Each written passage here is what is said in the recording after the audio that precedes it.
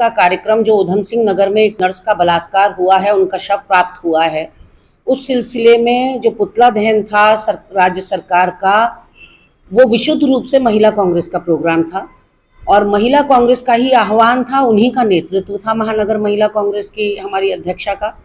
हाँ, मीडिया विभाग उत्तराखंड कांग्रेस के मुख्य प्रवक्ता होने के नाते पत्रकार बंधुओं को सूचना प्रेषित करने का काम मैंने जरूर किया। न इसमें आह्वान मेरा था, न नेतृत्व मेरा था, न कार्यक्रम मेरा है। ऐसे में शायद किसी संवादहीनता की वजह से पुलिस प्रशासन रात के 1:15 बजे मुझे नोटिस देने के लिए आई और क्योंकि उनके साथ कोई महिला कांस्टेबल नहीं थी, इसलिए मैंने उनको एंटरटेन करने के लिए साफ मना कर दिया और उनसे किसी भी चीज़ को प्राप्त नहीं किया। मेरे द्वारा एसओ वसंत विहार को फ़ोन किया गया, फ़ोन नहीं उठा। मेरे द्वारा एसपी सिटी को फ़ोन किया गया, वो नहीं उठा। और उसके बाद अनंतोगत्वा कप्तान से मेरी बात हुई तो कप्तान साहब ने मुझे आश्वस्त किया कि जो भी कार्रवाई है वो सुबह होगी और मैं अभी दूरभाष पे उनको अवगत करा देता हूँ कि रात में कुछ ना किया जाए।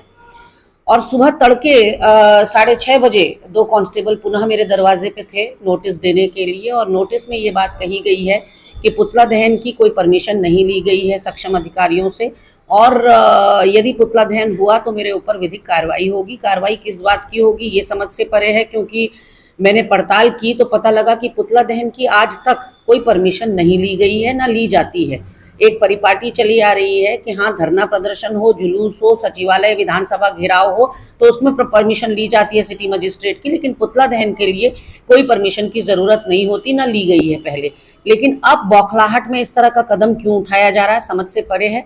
बहुत भले लोग थे, बहुत अच्छे लोग थे जो घर पर आए थे, वो भी अपनी ड्यूटी ही कर रहे थे, उनको शीर्ष अधिकारियों का कोई दबाव रहा होगा जो वो आए। लेकिन मेरा निवेदन है आला कमान से कि एक तो मैं 94 वर्ष के अपने बूढ़े ससुर जी के साथ और 80% शारीरिक विकलांग अपनी बेटी जो 23 वर्षीय है उसके साथ रहती हूँ।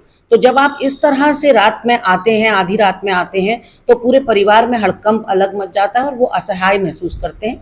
ये मानसिक पीड़ा का सवाल है जिससे मैं सारी रात गुजरी हूँ, क्योंकि नोटिस रात में मैंने पढ़ा नहीं तो पूरी रात इस कश्मकश में बीत गई कि आखिर ऐसा क्या अपराध मैंने किया है, क्योंकि कोई क्रिमिनल रिकॉर्ड मेरा है नहीं और आधी रात को मुझे लगता है कि उठाने के लिए दुर्दांत अपराधियों को ही जाया जाता है। ऐसे में सुबह का इंतज़ार किया जाना चाहिए था और ये पहली बार नहीं है कि मेरी सोसाइटी में इस तरह से मुझे बदनाम किया जा रहा हो। समाज का ध्यान भी ये पुलिस प्रशासन नहीं रख रहा है। 19 अप्रैल को यहाँ लोकसभा की वोटिंग थी उत्तराखंड की और 18 अप्रैल की रात 8:30 बजे फिर पुलिस प्रशासन आधे घंटे तक मेरे घर में गश्त करता रहा, जिसकी सीसीटीवी फुटेज और शिकायत मेरे द्वारा माननीय मुख्यमंत्री जी से और माननीय कप्तान साहब से की गई और दोनों के द्वारा मुझे ये आश्वस्त किया गया कि मामले की पड़ताल की जाएगी कि आखिर पुलिस क्यों भेजी गई। और ये मामला आज भी मेरे लिए मिस्ट्री है, राज है कि मेरे घर में 18 अप्रैल को पुलिस क्यों आई थी। ऐसे में पुनः उस वाक्य का दोहराया जाना और 1:15 बजे एक महिला के घर में बिना महिला कांस्टेबल के पुलिस का प्रशासन का आना मुझे लगता है पुलिस की छवि के लिए भी बहुत खराब है और इस तरह की चीज़ों से बचा जाना चाहिए। और अगर कोई वारदात हुई है उत्तराखंड के अंदर तो उसका विरोध भी होगा। हम मुख्य विपक्षी दल हैं, हमारा कर्तव्य है विरोध करना और हमने वही करने का महिला कांग्रेस प्रयास कर रही है। तो ये कहीं ना कहीं दमन है, ये तानाशाही है, जिसके विरुद्ध में मैं एसओ वसंत विहार को भी अपना पक्ष रख रही हूँ नोटिस के उत्तर में और मैं महानिदेशक जी से भी समय ले रही हूँ, उनसे भी मिलकर मैं अपनी पीड़ा उनके सामने रखूंगी।